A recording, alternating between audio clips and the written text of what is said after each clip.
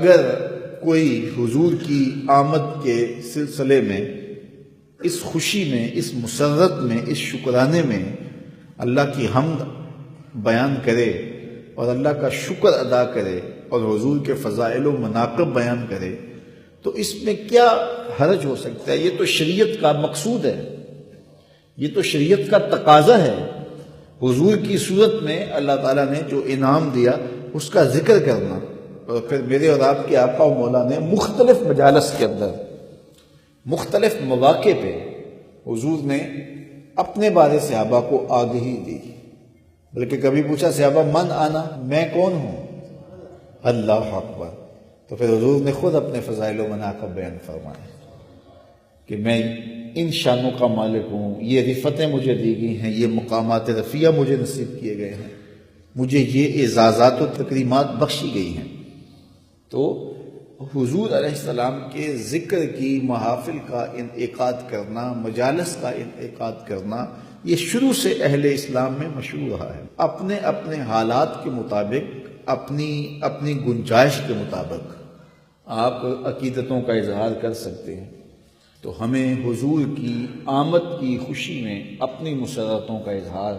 اپنے عمل سے، اپنے رویے سے، اپنے طرز زندگی سے کرنا چاہیے۔ اور سب سے بڑی بات یہ ہے کہ ہم حضور کی آمد کے مقصد کو سمجھیں، مقصود کو سمجھیں، حضور جس لیے تشریف لائے ہیں، اور آقا کریم کی سیرت کو اختیار کرنے کا عزم کریں۔ 12 ربیع الاول تجدید عہد کا دن ہے۔ اس دن ہم اپنے آقا و مولا سے عہد کریں کہ آقا کریم ہم ساری زندگی آپ کے نام پہ گزاریں گے،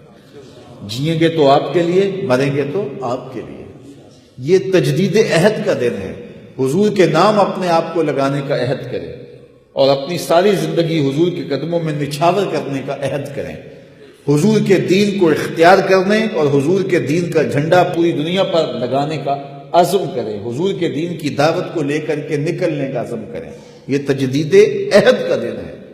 اور ہم اپنے دل سے اپنے آقا و مولا کے ساتھ یہ عہد کریں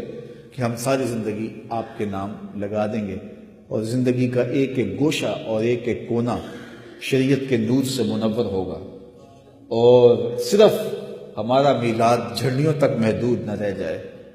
ہمارا میلاد جھنڈوں تک محدود نہ رہ جائے، ہمارا میلاد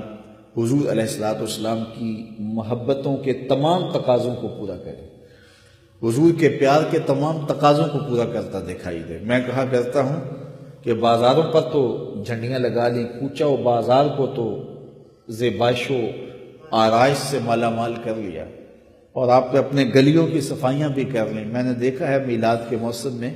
بچے نالیاں بھی صاف کر رہے ہوتے ہیں، اور یہ بڑی اچھی بات ہے، لیکن میں کہتا ہوں کہ گلیوں کا گند تو صاف کر لیا، ذرا جھاڑو لے کے دل کی گلیوں کا پھیرا بھی لگاؤ۔ حسد، حقد، کینے، نفرتوں کے ڈھیر دل میں پڑے ہوئے ہیں، ذرا ان کو بھی نکالو۔ اپنے مکانوں کی چھتوں پہ تو چراغاں کر لیا، لیکن دل کی گلیوں میں کہیں اندھیرا نہ رہ جائے۔ اپنے گھروں میں اور کوچہ و بازار میں تو جھنڈیاں لگا لیں، دل کی ایک ایک پرت پہ نام محمد کی جھنڈی لگائیں، اور حضور کا نام اپنے نہا خانہ قلوب میں لگائیں، سجائیں، آراستہ کریں، اور پھر حضور کا میلاد منائیں۔ پھر دیکھنا کہ اس کی کیفیات باطن کیا آپ کو نصیب ہوتی۔ تو حضور علیہ السلام کا ذکر بھی کریں، حضور علیہ السلام کے نام کے نعرے بھی لگائیں،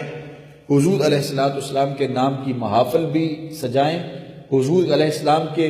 جھنڈے لے کر کے جلوس بھی نکالیں، آقا کریم علیہ السلام کی نعت خوانی بھی کریں، حضور کی مد و ستائش کے پھول بھی برسائیں، اور آقا کریم علیہ السلام کی ولادت کی خوشی میں مٹھائیاں بھی بانٹیں، غرباء کو صدقہ و خیرات بھی کریں، دکھیوں کے کام بھی آئیں، مصیبت زدوں کے سر پہ ہاتھ بھی رکھیں، اور جو ہے وہ نوافل بھی پڑھیں، روزے بھی رکھیں، اور اپنی ساری زندگی کو حضور کے نام لگانے کا عہد بھی کریں۔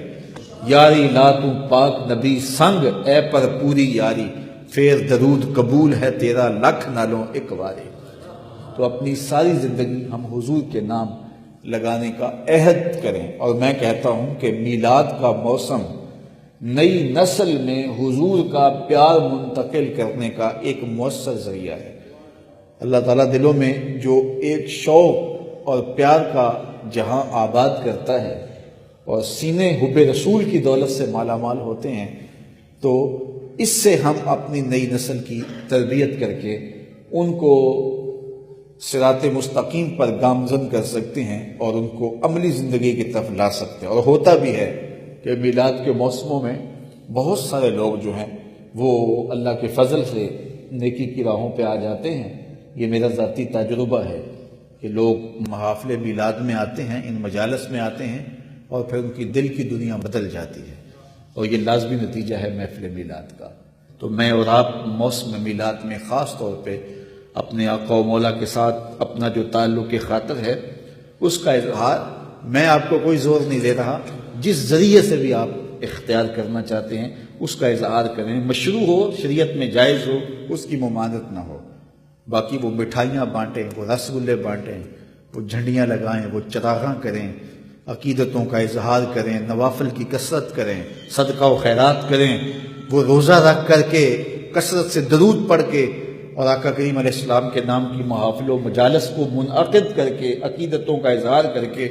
آپ اپنی محبتوں اور اپنی الفتوں کے ذریعے سے حضور کے نام کی دہائی دیں۔ باقی یہ نام، یہ ذکر میرا اور آپ کا محتاج کب ہے؟ اس ذکر کا جھنڈا تو میرے رب نے اونچا کیا ہے۔ وَرَفَعْنَا لَكَ ذِكْرَكَ۔